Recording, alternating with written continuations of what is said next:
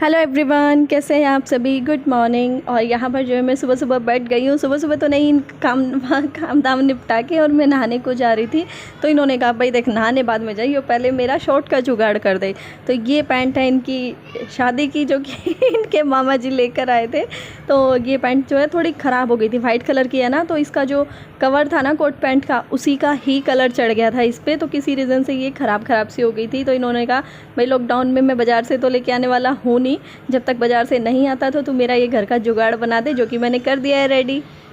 Hello everyone, very very good morning. कैसे हैं आप। वैसे तो वीडियो मैंने थोड़ी देर पहले ही शुरू कर लिया था, लेकिन मैं नहा के अभी आई हूँ। और बाल देख रहे हो कैसे हो रहे हो। गर्मियों में ना बालों में खुद ही तेल हो जाता है, क्या करूँ। तेल तो मुझे लगाना है, लेकिन मन नहीं करता बिल्कुल भी गर्मियों में। वैसे कल मंडे है ना, हाँ मंडे है, कल सर भी धोना है। आज ही देखूंगी, रात को तो लगाना पड़ेगा ही, वरना फिर कल सुबह जल्दी उठ के लगाऊंगी। और ये मेरा गर्मियों का ऑल टाइम फेवरेट दुपट्टा। और आज ना एक सब्सक्राइबर की मम्मी पापा की एनिवर्सरी है, मंजीत भैया जिनका नाम है। तो हैप्पी मैरिज एनिवर्सरी अंकल और आंटी जी। और भगवान आपकी जोड़ी ऐसे ही बनाए रखे। काम शुरू कर लेते हैं, वरना मैं बहुत सारी बातें करने लग जाती हूँ जब करने लग जाती हूँ तो। और हाँ, आज मुझे अपने एक सब्सक्राइबर का नाम भी लेना है, जिनका नाम है कोमल शर्मा। हेलो कोमल, कैसे हो आप। ज़रूर बताइएगा कमेंट करके। और आपका कमेंट काफ़ी दिन से आ रहा था, तो मैं इग्नोर बिल्कुल नहीं करती हूँ। आप ये मत सोचा करो कि मैं इग्नोर कर देती हूँ, लेकिन हो जाता है, भूल जाती हूँ कई बार। फेस टू फेस बात करने का ही टाइम नहीं मिलता, या कई बार बात करती हूँ तो भूल जाती हूँ कि किसका नाम लेना था किसका नहीं लेना था। तो आप लोगों के भी नाम ज़रूर लूँगी, जिनके मुझे कमेंट्स आते रहते हैं। तो आप बिल्कुल भी ये मत सोचिएगा कि मैं आपके कमेंट्स को इग्नोर कर रही हूँ। और गर्मी देख रहे हो, सुबह के टाइम पे भी इतनी गर्मी है, नहा के निकली हूँ फिर भी इतना डल फेस हो गया। तो आज की वीडियो में बनने जा रही है भाई एक बहुत ही मज़ेदार सी कढ़ी, जो कि थोड़ी सी अलग तरीके से बनाऊंगी। पकौड़ी वाली कढ़ी नहीं है, पालक वाली कढ़ी नहीं है। पकौड़ी तो डलेंगी, लेकिन उसके साथ साथ कुछ और स्पेशल भी होगा। तो यहाँ पर मैंने बेसन ले लिया है। बेसन में नमक, मिर्च, हल्दी, धनिया, ये चारों चीज़ें डाल दी हैं। दही पहले से डाला हुआ है। मेरे पास एक कटोरी दही थी, बाकी मैंने लस्सी मिला ली थी। और थोड़ा सा मिला लिया है पानी, क्योंकि वो खट्टी ज़्यादा थी। तो कढ़ी जो है बनने के बाद बिल्कुल खट्टी हो जाती। तो वीडियो को फटाफट से लाइक कर दो यार। आप लाइक है ना बहुत कम करते हो, पता नहीं क्यों कंजूसी कर जाते हो। और वो घोल बना के मैंने 10 मिनट के लिए रेस्ट करने के लिए छोड़ दिया था। उसके बाद जो है मैंने कढ़ाई रख दी है। कढ़ाई में तेल गर्म होते ही मैंने सबसे पहले डाला है मेथी। उसके साथ साथ मैंने थोड़ी सी अजवाइन और थोड़ा सा जीरा भी डाल दिया है। और मैं मेथी को इस तरह से देख रही हूँ। गैस मैंने सिम पे कर दिया है, क्योंकि मेथी अगर थोड़ी सी भी काली हो जाती है ना, तो फिर उसमें कड़वापन आता है। और कच्ची रह जाती है तो फिर वो चबती नहीं है दांतों के नीचे, मतलब दांतों के नीचे खुद ही चली जाती है टाइट टाइट। 2-3 हरी मिर्चें मैंने छोंक में डाल दी हैं। और उसके बाद मैंने डाल दिया है कढ़ी का घोल। और बेसन जो है फूलता ही आपको पता है, इसलिए फिर मैंने पानी भी ऐड कर दिया इसमें। और इसी तरीके से जैसे मैं चमचे से चला रही हूँ ना, करछी से, चमचे से, जो भी आप बोलते हो, मैं कंटिन्यू इसको चलाती रहूँगी और चलाती ही रहूँगी। मतलब जब तक कि कढ़ी में खदका लगना शुरू नहीं हो जाएगा ना, एक अच्छा सा उबाल नहीं आ जाएगा, तब तक मैं कढ़ी को चलाती रहूँगी। तो यहाँ पर ये हमारी कढ़ी बनकर तैयार नहीं हुई है। अगर आपको लगे कि हाँ बस हो गया है काम ख़त्म, तो वो काम अभी ख़त्म नहीं हुआ है। मैं आगे आपको फिर दिखाती हूँ। जब तक हम अपना कढ़ी में जो उबाल आना शुरू हुआ ना, तब तक हम अपना पकौड़ी का जो हमें घोल बना के रखना है वो रेडी कर लेते हैं। बेसन लिया है, चुटकी भर हल्दी डाल दी है, 1/4 चम्मच के करीब अजवाइन डाल दी है, थोड़ी सी मिर्च डाल दी है, धनिया डाला है और नमक डाल दिया है। मसाले जो है पकौड़ी में मैं थोड़े हल्के ही रखती हूँ, क्योंकि कढ़ी में भी हमारे मसाले होते हैं। तो कहीं ऐसा ना हो कि नमक मिर्च बहुत ज़्यादा हो जाए, तो इसलिए मैं पकौड़ी वाले मसाले थोड़े हल्के रख लेती हूँ। यहाँ पर आप देख रहे हो ना कितने अच्छे से खोलना शुरू हो गई है मेरी कढ़ी। और बिल्कुल मतलब अच्छी तरह से खदकने लग जाए ना, तब आप इसको छोड़ा करो, वरना अगर कढ़ी फट जाती है ना, तो फिर वो टेस्ट बहुत बेकार आता है। अजवाइन मैं पहले डालना भूल गई थी, जो कि मैंने अभी ऐड की है, लेकिन मैंने आपको पहले बता दिया था कि मैं डालने क्या वाली हूँ। और मैं इसमें मीठा सोडा बिल्कुल नहीं ऐड करने वाली हूँ। अगर आप चाहो तो डाल सकते हो, कोई दिक्कत नहीं होती मीठा सोडा डालने से। लेकिन मेरा ऐसा है कि कभी डाल भी लेती हूँ, कभी नहीं भी डालती हूँ। और थोड़ा थोड़ा पानी मिला करके मैं इसका एक अच्छा सा घोल तैयार कर लूँगी। और इसको इतनी देर के लिए मैं फेंटूँगी। देखो, एक ही कंडीशन में, एक ही डायरेक्शन में, कंडीशन में कह रही हूँ, एक ही डायरेक्शन में मैं इसको फेंटती जाऊँगी इस तरीके से। इससे क्या होगा कि आपकी जो कढ़ी है ना बिल्कुल सॉफ्ट बनेगी, और एकदम से आप डालोगे और वो फूलेगी। आप थोड़ा सा घोल डालोगे और वो फूल के ऊपर आएगी। और बीच बीच में आपको कढ़ी को भी प्रॉपर चलाते रहना है, कढ़ी को बिल्कुल नहीं भूल जाना है, क्योंकि कढ़ी जब उफनती है ना तो ऊपर एकदम से ऐसे आती है कि बाहर निकलने का भी डर रहता है। तो ये वाली कढ़ी आप एक बार ज़रूर ट्राई करके देखना। छोंक में 2-3 हरी मिर्चें ज़रूर डालना, काट के नहीं, मैंने साबुत डाल लिया, आपने देखा ही होगा। लेकिन हाँ, कढ़ी का ये तड़का रेडी नहीं हुआ है, कढ़ी का एक और तड़का लगेगा, वो मैं आपको आगे दिखाती हूँ कैसे। जब तक हम अपनी पकौड़ियाँ बना करके तैयार कर लेते हैं। पकौड़ी जो है आज मैं छोटी छोटी बनाऊँगी, जो बड़े वाले पकौड़े होते हैं ना वो नहीं बनाऊँगी। और तब तक मैंने है ना वो जो पकौड़ी मेरी सिकेंगी तब तक अपने चावल भी निकाल लिए थे। मैंने चावल को 2-3 बार पानी में से धो लिया है, जो इसका मांड होता है ना एक्स्ट्रा का वो निकल गया, और अब मैंने इनको भिगो करके छोड़ दिया है।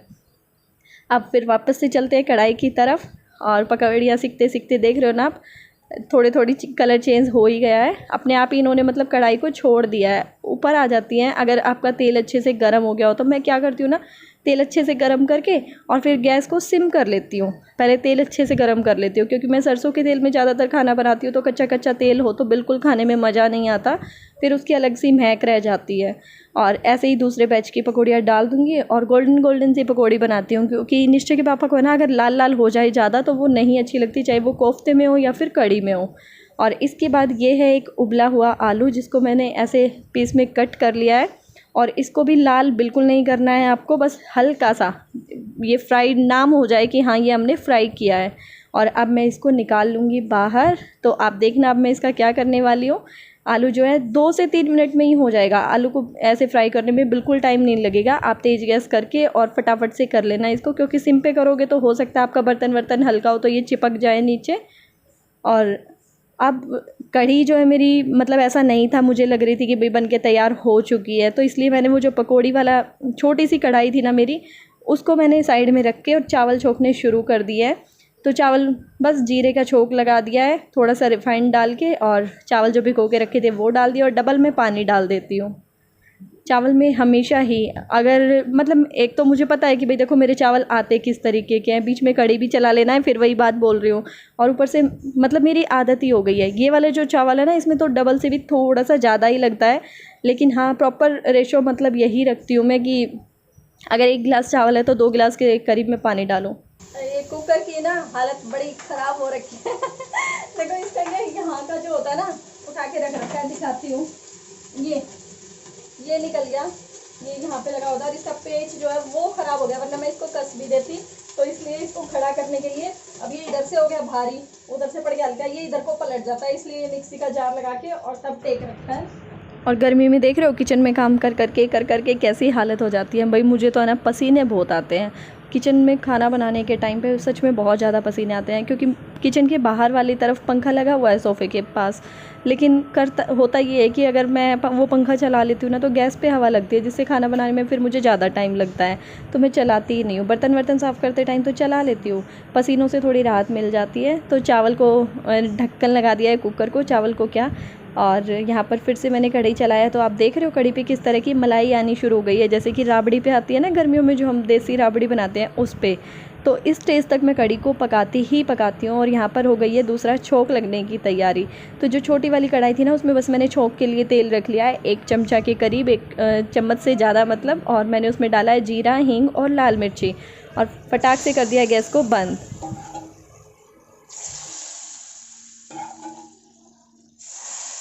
क्यों, कैसा लगा तड़का बताओ ज़रा, कैसा मज़ा आया ना। खुशबू कितनी अच्छी आ रही है, मुझे तो भाई बहुत अच्छी खुशबू आ रही है। पता नहीं आप तक पहुंच रही है या नहीं, लेकिन आप समझ जाओ कि बहुत अच्छी रही है। तो यहाँ पर जो आलू फ्राई किए थे ना वो मैंने डाल दिए हैं कढ़ी में, और कढ़ी मैंने अपने लिए अलग से निकाल ली है, क्योंकि मैं ये वाली कढ़ी कम पसंद करती हूँ। और जो अपने लिए कढ़ी निकाली थी वो थोड़ा सा जो घी वाला तड़का था तेल वाला, उसमें डाल दी है कढ़ी मैंने अपनी 1 कटोरा, और थोड़ी सी पकौड़ी, और बाकी की पकौड़ी मैंने सारी कढ़ी में डाल दी है। तो ये है मेरी कढ़ी जो कि मैं खाने वाली हूँ। मुझे जो है आलू खाना थोड़ा कम पसंद है, और बाकी इन लोगों के जो है आलू फेवरेट है। मम्मी से भी इन्होंने पूछ लिया था कि आप कैसे खाओगे, तो उन्होंने भी बोल दिया कि भाई मैं भी आलू वाली खाऊंगी। तो ये इन लोगों को आलू की कढ़ी बहुत पसंद है। आप में से अगर कोई बनाता है तो मुझे ज़रूर बताइएगा, लेकिन पर्सनली मैं कम खाती हूँ, आलू ही मुझे कम पसंद है, इसलिए ये कढ़ी मैं नहीं खाती। क्योंकि मुझे लगता है कि आलू को जितना मैं इग्नोर करूँ ठीक है, खा लेती हूँ सब्जियों में, आपको पता आलू तो सब्जियों का राजा है, तो हर चीज़ में डलेगा ही डलेगा, लेकिन फिर भी मुझे अपनी तरफ से कम अच्छा लगता है। बाकी कढ़ी 1 नंबर बनी थी, बड़ी मज़ेदार कढ़ी बनी थी। आलू वालू खाने में अगर आप भी मेरी तरह कंजूस हो नहीं खा सकते हो आलू ज़्यादा, तो आप वो तड़के वाला तो ज़रूर करके देखना कढ़ी में। सच में आपका जो कढ़ी का टेस्ट है वो डबल हो जाता है। और मैंने कितनी बातें कर ली अपनी कढ़ी की तारीफ़ में, और मैं यहाँ आधे से ज़्यादा तो काम निपटा गई हूँ, है ना। बात करते करते करते करते देखा मैंने आप लोगों को बातों में लगा लिया और अपना काम कर लिया ऐसी होती है ना, मतलब थोड़ी समझदार वाली लड़कियाँ। तो पता है क्या, यहाँ पर ना एक सूट आया था, पड़ोस की एक दीदी हैं, उन्होंने कॉल कर दिया था मुझे, बेटा भेजा था उन्होंने कि उनको ना कहीं जाना है, तो उनका सूट थोड़ा लूज़ है, एक एक टाका लगा देगी साइड में। और तो मुझसे है ना मतलब मना नहीं किया जाता। हालांकि मैं अपने काम में इतनी ढीली हो रही हूँ, इतनी ढीली कि मैं बिल्कुल कुछ नहीं करती, लेकिन हाँ किसी और के काम को भी नहीं मना कर पाती मैं। तो मैं आपको सूट दिखा रही हूँ उनका। ये सूट था उनके घर में, मतलब किसी का है ना बेटा बेटा हुआ होगा, तो वहाँ जाना था उनको छठी के प्रोग्राम पे। मैंने कहा भाई अब आपने फ़ोन किया है, लड़का भेजा है तो करूँगी कह रही हाँ। मैंने बोला कि बेटा एक बार चला जा, आंटी बिल्कुल मना नहीं करेगी। तो ऐसा सुनने के बाद तो भाई बिल्कुल ही नहीं मना कर सकती। तो ये जो है चावल बनकर तैयार हो चुके हैं, तो मुझे लगा चलो आपको चावल भी दिखा देती हूँ। चावल में आज ना मैंने हल्दी नहीं डाली है, क्योंकि मम्मी ने पहले ही बोल दिया था चाहे पोसा के बनाओ या कुकर में बनाओ, लेकिन होने चाहिए सफ़ेद चावल। तो ठीक है भाई, सफ़ेद बना लिए। और आज मैं पता है किस तरीके से खा रही हूँ, आप खुद ही देख लो किस तरीके से खा रही हूँ। मैं बहुत कम खाती हूँ हाथ से, चाहे कढ़ी चावल हो या दाल चावल हो, लेकिन आज मैंने खाए थे इस तरह से, ना कटोरी में कढ़ी डाली ना मैंने चम्मच ली, और सच में बहुत टेस्टी लगे। नींबू पानी बनाया भाई सबके लिए, ऊपर लेके जा रहे हैं, आओ। चप्पल तो देख लो ज़रा भाई साहब की, अपनी चप्पल पहनना तो बिल्कुल पसंद है ही नहीं। वैसे अभी के लिए तो निश्चय की चप्पल जो है ना टूट गई हैं और आ नहीं रही हैं नई। इस लॉकडाउन के चलते ऐसे हालात हैं कि कुछ चीज़ ख़राब हो जाए तो बड़ा मुश्किल होता है। अब निश्चय की चप्पल टूट गई है तो उसको बस हमेशा मेरी ही चप्पल पहननी होती है। वैसे तो सैंडल है उसके पास, लेकिन पहनता नहीं है। घर में बच्चा सैंडल पहन पहन के परेशान भी हो जाएगा।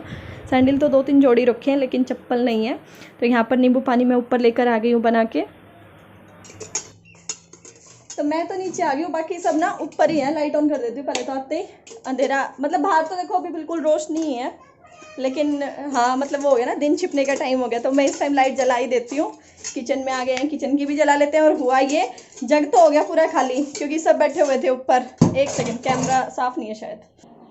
तो जग तो हो गया पूरा खाली, लेकिन नीशू के पापा को अभी तक भी नहीं मिला। मतलब बना दिया लेकिन उनके हिस्से नहीं आया। हुआ ये, एक गिलास तो वंशु ने गिरा दिया, वंशु के पापा के लिए रख रखा था साइड में भैया के लिए। वो अपना पतंग में कन्ने डालने में लग रहे थे और वंशु ने चलते चलते उसके लात मार दी। एक गिलास तो वो भी खर गया, दूसरे गिलास में गिर गई मक्खी, तो 2 गिलास पानी खत्म हो गया, जिससे मुझे और नीशू के पापा के लिए नहीं बना। तो अपने लिए तो मैं अब नहीं बना रही आलकस कर जाती, लेकिन अगर मेरी अकेले की बात होती तो, लेकिन उन्होंने तो स्पेशली कह के बनवाया ही था, अब उनके लिए तो मुझे बनाना पड़ेगा। और तो अभी ना मैं अपनी एक फ्रेंड से फ़ोन पे बात कर रही थी, उसका फ़ोन आया ही था, तभी उसने मुझे बताया कि यार बाकी सारी बातें छोड़, लेकिन एक बहुत बुरी खबर है।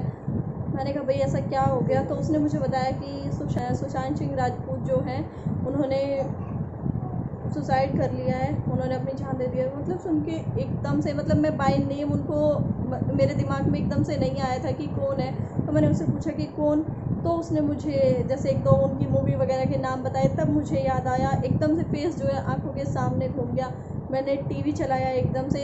ऐसी चीज़ों पे यकीन कर पाना थोड़ा सा मुश्किल होता है हमारे लिए, और वो भी जब नाम आ जाए सुसाइड का तो थोड़ा और मुश्किल हो जाता है, क्योंकि भगवान का दी हुई चाहे खुशी हो, दुख हो, मौत हो, ज़िंदगी हो, वो हम एक्सेप्ट कर लेते हैं। लेकिन जब कोई इंसान खुद से इतना बड़ा काम कर जाए तो उसको एक्सेप्ट करना थोड़ा सा मुश्किल हो जाता है, उसको समझना थोड़ा मुश्किल हो जाता है कि इतने अच्छे इंसान, इतने हंसते खेलते चेहरे के पीछे ऐसा क्या रीज़न रहा होगा जो उन्होंने इतना बड़ा स्टेप उठा लिया। क्योंकि कहते हैं ना कि किसी भी इंसान के चेहरे को देख के आप पता नहीं लगा सकते। कई लोग इस तरह के स्वभाव के हो जाते हैं कि बाहर से बहुत हंसते खुश मिजाज आपको नज़र आएंगे, लेकिन उनके अंदर क्या है, दुख है, तकलीफ़ है, वो हम नहीं पढ़ पाते, वो हम नहीं समझ पाते। तो कुछ ना कुछ बहुत बड़ा ही रीज़न रहा होगा, क्योंकि मुझे नहीं लगता कि ये स्टेप उठाना इतना इजी होता है किसी के भी लिए।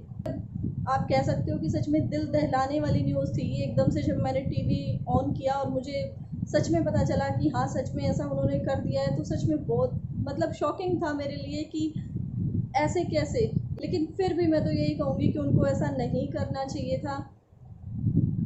वो तो कर गए, लेकिन मुझे लगता है कि अगर मुझे कुछ लोग भी देख रहे हैं और उनमें से कुछ लोग भी ये बात समझ पाएँ तो शायद अच्छा होगा। मैं तो ये कहूँगी कि ज़िंदगी में बहुत सारे उतार चढ़ाव आते हैं, हर किसी की लाइफ में आते हैं, मेरी में भी आए हैं और आप में से भी बहुत सारे लोगों की लाइफ में आए होंगे। कहीं ना कहीं ऐसा मुकाम आके खड़ा हो जाता है कि हम उस चीज़ को करने को मजबूर हो जाते हैं, उसके अलावा हमें कुछ नहीं नज़र आता।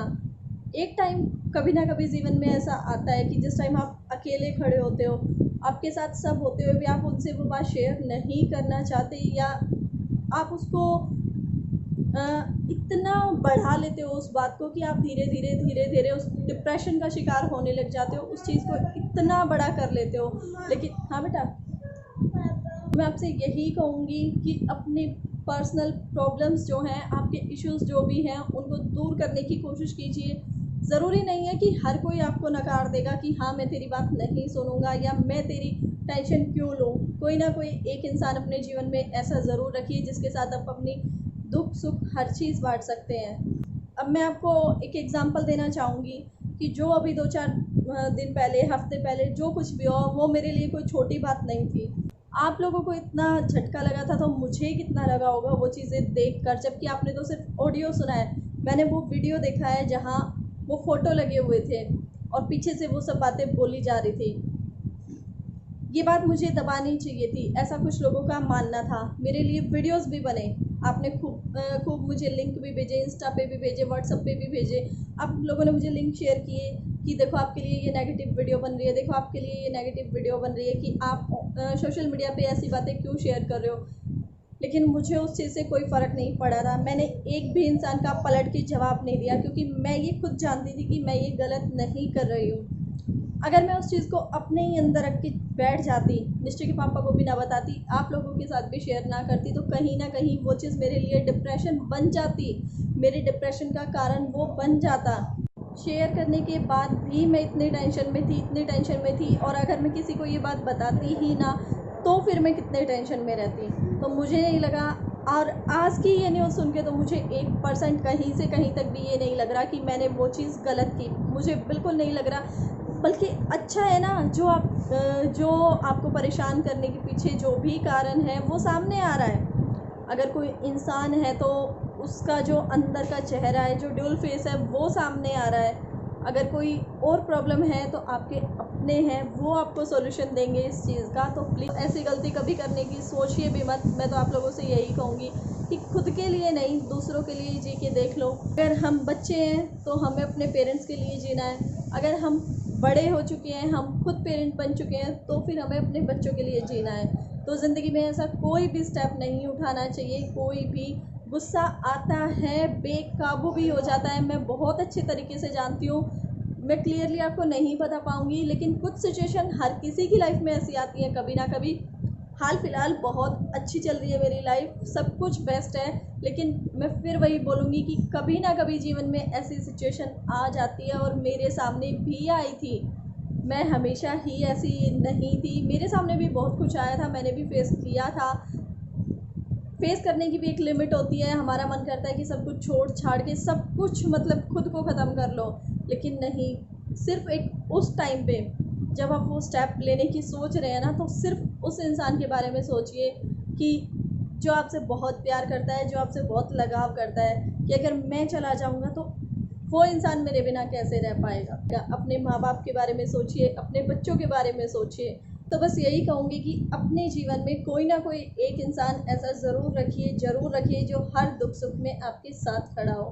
अगर नहीं है तो बना लीजिए, एक ऐसा दोस्त बनाइए अपनी ज़िंदगी में। ऐसा मेरी ज़िंदगी में ऐसे बहुत सारे लोग हैं जिनके बारे में सोचकर मैं कोई भी गलत काम करने से रुक सकती हूँ।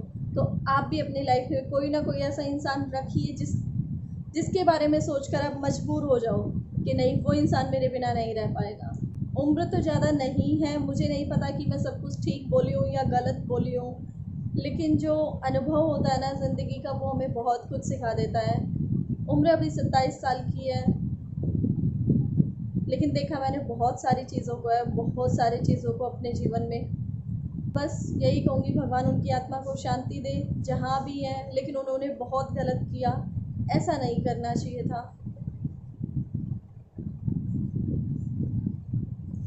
जाने वाले के बाद ना सिर्फ यही बातें रह जाती हैं। क्या हमने सोचा था कि हम कभी इस तरह से बैठ के उनके बारे में बात कर रहे होंगे? फिर हाथ में कुछ नहीं रहता। उनका एक पल लगा, लेकिन किसी की पूरी ज़िंदगी बर्बाद हो गई। उनके पीछे जो ज़िम्मेवारियाँ रह गई हैं, जो उनके कंधों पर जो ज़िम्मेवारी थी, वो सब ऐसे के ऐसे छोड़ के चल दिए। क्या उनके मन में एक बार भी ये नहीं आया होगा कि मेरे माँ बाप हैं, या मेरी बहनें, भाई, मेरा परिवार, कोई है जो मुझे देखकर जीना चाहता है, कोई है जो मेरे लिए जीता है? कैसे उन्होंने नहीं सोचा? मैं तो यही बात सोच रही हूँ। सुसाइड करना किसी चीज़ का सॉल्यूशन नहीं है, किसी प्रॉब्लम का सॉल्यूशन नहीं है। प्रॉब्लम का सॉल्यूशन मिलेगा, अगर प्रॉब्लम है तो उसका सॉल्यूशन भी होगा। तो चलिए फिर यहीं से ऐड कर देती हूँ। कल मिलूँगी मैं अब आपसे। Bye bye, take care, thank you so much.